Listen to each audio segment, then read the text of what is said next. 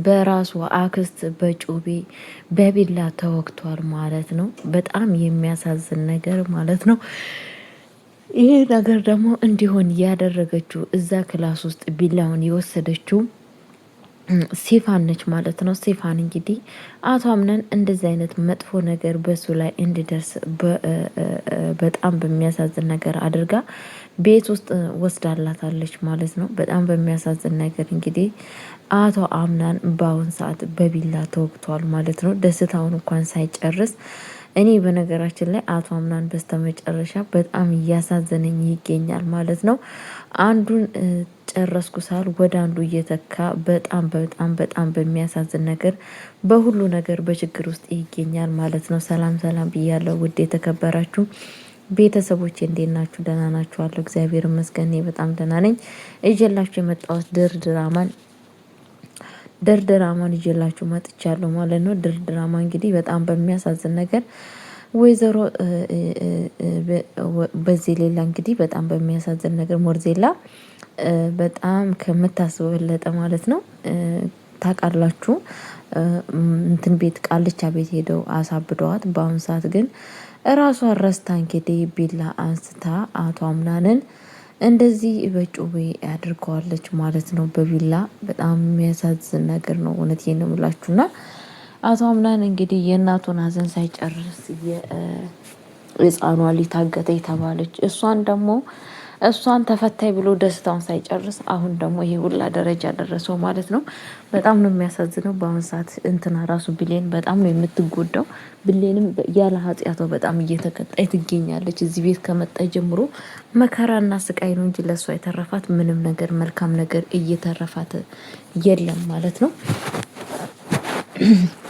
እንግዲህ ይሄ ሁላ ነገር ያደረገችው ያው ሲፋን ቤት ውስጥ ያለውን ቤቱን ለመበቀል ነው የሁላ ድርጊት እያደረገች ያለችው። ሙስጠፋም እንግዲህ በራሱ በአቶ አምና ላይ አልጋቸው ላይ ነው በጣም በሚያሳዝን ነገር እንግዲህ ጄሪን ይዞ እየተኛው ማለት ነው። ጄሪን ይዞ ተኝተዋል ማለት ነው።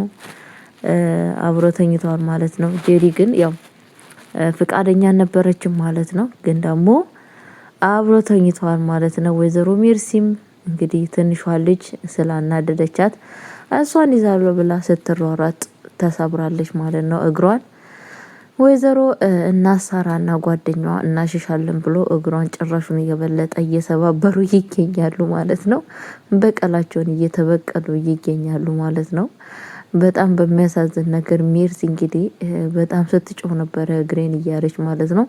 ጭራሽ ነው አፏ ውስጥ እንጨት ሰክተው እንዳትጮህ ምንም ነገር እንዳታወጣ እያስጨዋት ይገኛሉ ማለት ነው። እየያዙ ይልቀቁኝ እያለች ትገኛለች ማለት ነው ወይዘሮ ሜርሲ። እንደዚህም ደግሞ እንግዲህ ጄሪ በአሁን ሰዓት እንዴት ነው አብረን ማደር አለብን እኔና አንቺ እራት አብረን እንድንበላ ፈልጋለሁ ሲላት ጠብቀክና አትበላም እንዴ ማታ ስትለው ነበረ ማለት ነው። ግን እሱ ለካ እራት የፈለገው እራት የሚበላን ሳይሆን አብሯት መተኛት ነበር የፈለገው ማለት ነው። እሷም ያው ምንም አማራጭ ስላሌላት ምክንያቱም በአሁን ሰዓት እምቢ ብትል ለአቶ አምናን ሄዱ ስለሚናገር ስለሚያዋርዳት ያላት አማራጭ የሚላትን ነገር እሺ ብቻ ማለት ስለሆነ እንግዲህ ባለ ትዳር አልጋ ላይ አብሮ ማግጠዋል ማለት ነው።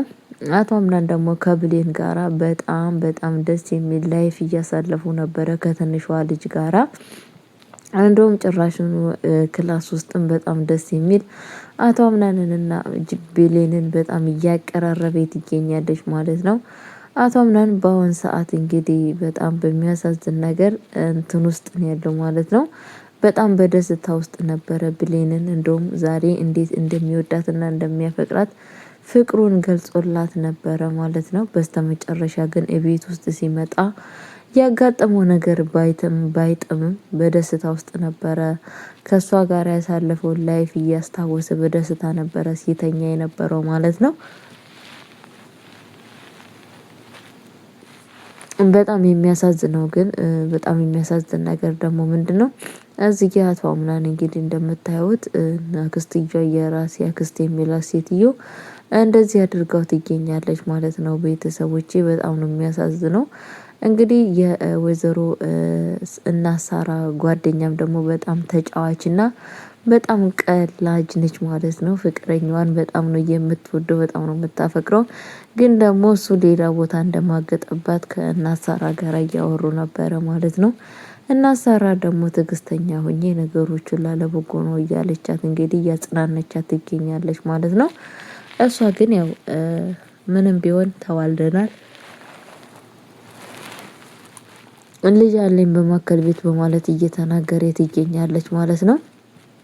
እንግዲህ ልጇ ደግሞ እንግዲህ የወይዘሮ እንትና ሞርዜላ ጠባቂ እሷን እየተቆጣጠረ ምን ላይ እንዳለች እሷን የማያት ናት ማለት ነው።